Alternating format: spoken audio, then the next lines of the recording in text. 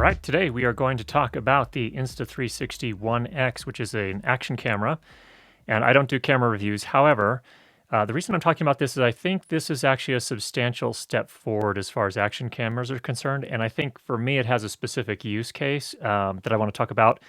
And first of all, let me tell you just a little bit about it. So let's see here. Let me just grab my notes and we'll get started. So first of all, it records 360-degree video. You can see here there's a lens on this side and also a lens on this side. And so what it does is in real time, it's recording from both of these.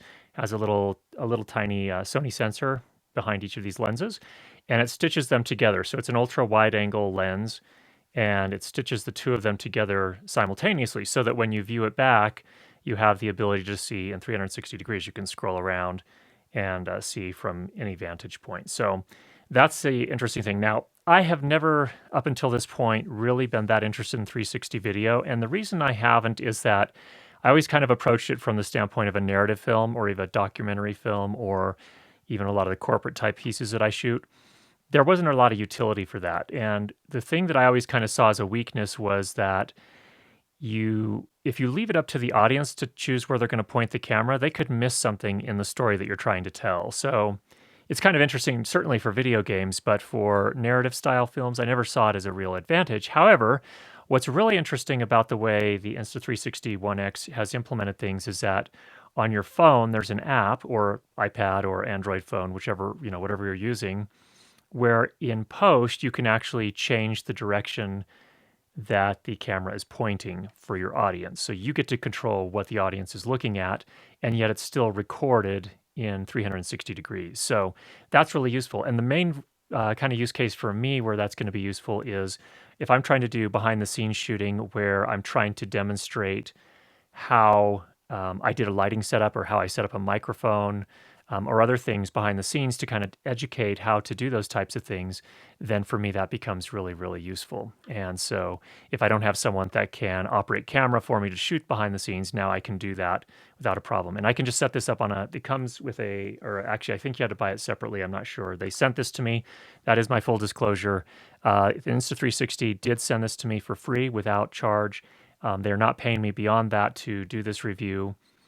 And I retain the right to say whatever I want about it. So they did not review this before I came on air here to talk about it. So there is a selfie stick and there's a little tripod as well. The interesting thing as well is that in real time, as you're recording, it's compositing out the selfie stick. So it looks like this is just a floating camera. Now, it's not perfect.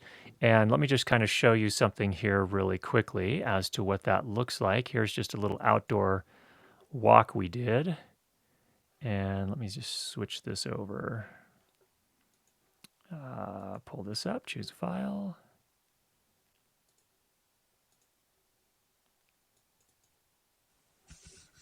Okay, here we go. So here you can see we're just, it looks like it's a floating camera. And in fact, let me just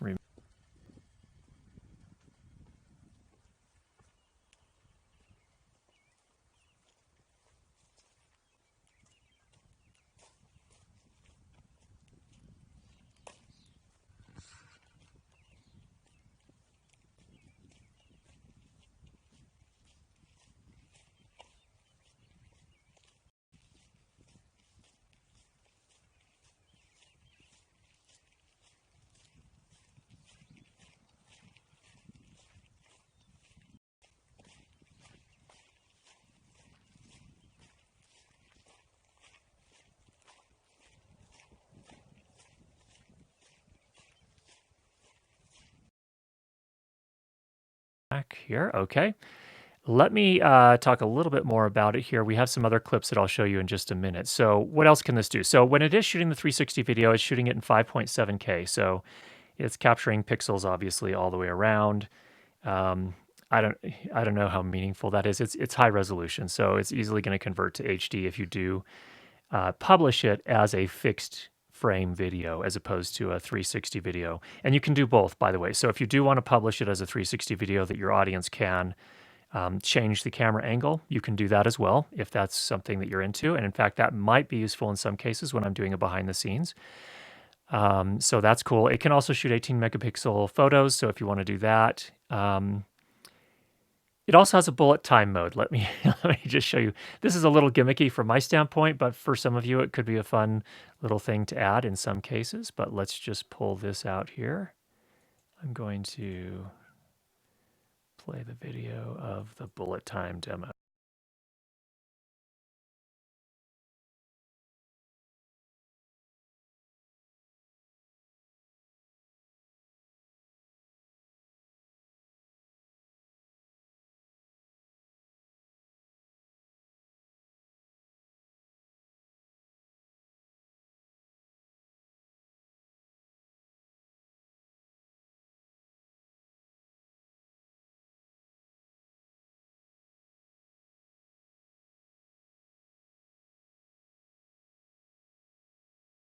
Definitely something that you can consider using depending on the circumstances. So for me, not something I'll use a whole lot, but kind of fun things you can do as well. You can, of course, also do hyperlapses. That's all done in post. And I think what really stands out to me as well about this is that the stabilization is really, really impressive. It has this inbuilt stabilization they call flow state. So you don't need a gimbal, and it smooths things out brilliantly, just like I think the new GoPro Hero 7 does as well. It really does a really nice job stabilizing things out. So really nice job there. There are apps for both iOS and Android that you can also do. Not only can you just download the footage that you shoot on the Insta360 One X to your phone, you can do that via Wi-Fi or via cable. But you can also live stream. If you're connected to your phone via cable, you can live stream doing that as well. So that's pretty cool. For photo mode, there is an HDR mode, so it's going to get kind of optimize the overall dynamic range you're capturing. And then for video, there's also a log capture mode, so that's pretty interesting as well. All right. One thing that'll be important for me is, so when I'm doing a behind the scenes kind of lighting breakdown, I needed it to work pretty well in places that aren't, that are pretty dark. And it does a pretty good job too. It's not, it's not amazing. It is grainy and there's plenty of digital noise, but it seemed like pretty, the kind of digital noise you could live with. It's mostly luminance noise and not chroma noise. So it didn't look too horrible, and I think it'll still get the job done. And then, of course, it also does auto exposure. So as you're shooting like any action cam, it's automatically adjusting the exposure for you. And it seemed to do a pretty nice job in most cases on that as well. So let me just kind of give you an example of kind of a lighting breakdown, the kind of thing that I would do, and show you how it, kind of how that works. All right, let's do a little demo here. So, of course, here we have the camera. Let me just mute that there. Okay, so here I'm doing I've actually already shot this and I've edited it in post. And so what you'll see here is I've actually made it so that I can point the camera. There's the little tripod that it's standing on. And I can move it around to kind of follow me in post. So there's an application. I did it on my iPad. You can do it on your iPhone, your Android phone, whatever. But you will watch here as I move around and I'm doing the demonstration of the lighting. I can actually pan around and tilt around so I can demonstrate the various things. So here I'm going to grab something, a little flag here. I'm going to just jump ahead here. Okay, so here I went off to get a light stand or a C-stand. You can see I can pan back, show me setting that up. And then as I get farther into the lighting demo here, you can see I've turned the camera around again. Where did that happen?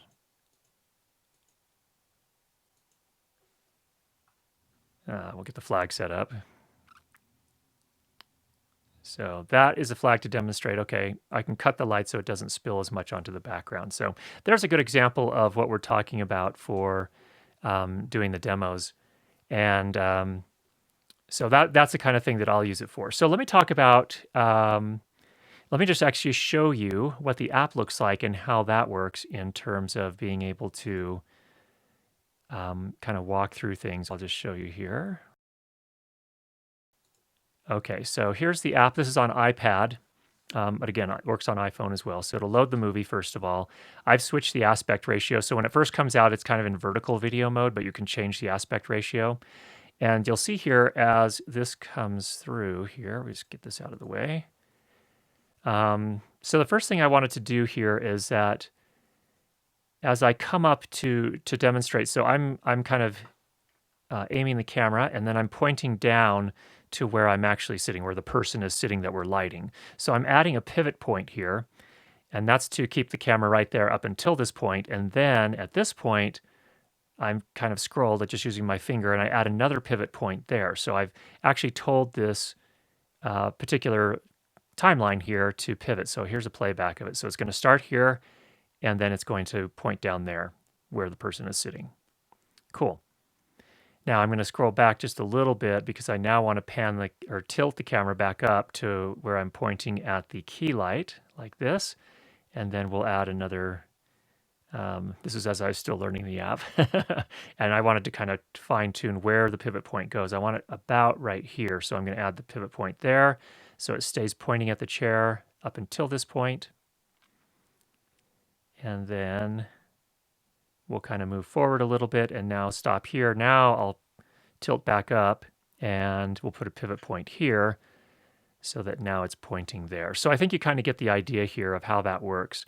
So that's pretty cool. That is where the power of this thing for me really lies, is the ability to kind of recompose in post so it's following me around the room. And it's a really simple setup. So that's one way to do it. I think this is a more reliable way to do it than I've seen with a lot of gimbals too. So a lot of gimbals, like phone gimbals, where you can put your phone in it, they have this mode where it will track you and move around. Those work okay if you're not moving too far, too much. This is nice because I know that I'll be able to capture what I need to capture and be able to pan and tilt it like I need to. All right, so those are the kind of the pros from my standpoint. What are some of the cons? Well, first of all, the video quality. It's an action cam, so you need to know that. So it's two tiny little sensors. They're 1/2-inch sensors, roughly, and it's going to look highly compressed. It's going to look like action camera footage, but I'm hopeful that as time goes on, Insta360 will be able to kind of get a cleaner video feed as they get, chips that work a little bit faster and more efficiently. So it's good. It's decent.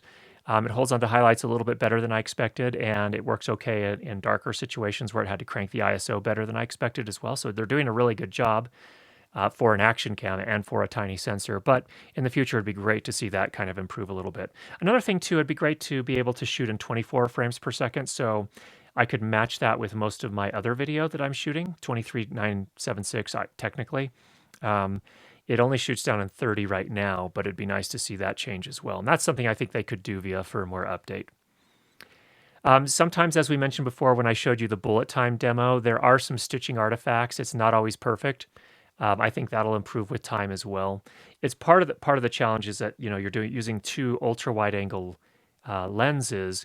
Stitching on the edges of those can get kind of tricky. So it probably was an engineering trade-off at some point, if you made the camera stick out more and they could get more overlap between the two of them, maybe it could do a better job stitching, but that would change the form factor of the camera. And right now this is pretty slim. You can see, the lenses bulge out a little bit, but not too much. So in any case, just like any other action camera I've ever used, the audio quality is not amazing. And that's not surprising on an action camera. It'd be nice if there was some sort of mic input so you could attach external mics if you wanted to do that. So a 3.5 millimeter input of some sort would be really cool. There's a 2-button interface. So basically there's this OLED screen. Let me just turn it on here real quick. And I don't know if you'll be able to see it. It's pretty faint. It's a 2-button interface. There's a big button and a small button. The small button basically lets you scroll through the various modes. It's going to be hard for you to see here, but hopefully you can. And then the big button is sort of like select.